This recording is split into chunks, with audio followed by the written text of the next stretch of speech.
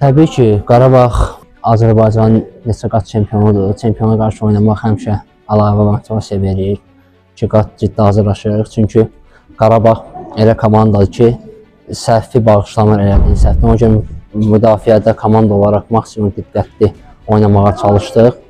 Moment verməməyə çalışdıq. Şükürlər olsun ki, işimizi bacardıq bugün.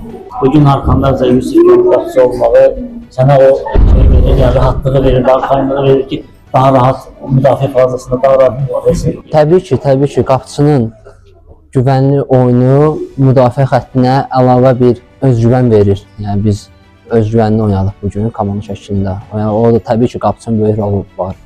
Məşqlərdə bu oyun üçün əsas nə üzrə çalışmışdınız ki, nəticədə də qalib gəldiniz? Əsas məqsədimiz istəkli olmaq idi, daha çox qaçmaq idi, meydanda daha çox hərəkət eləmək idi, döyüşmək idi.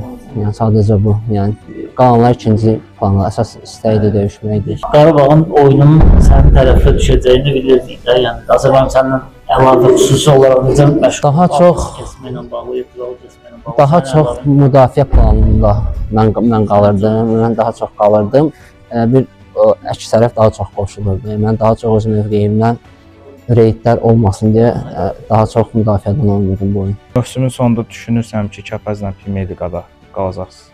İnşallah əlimizdən gələni eləyəcək ki, buna nail olaq.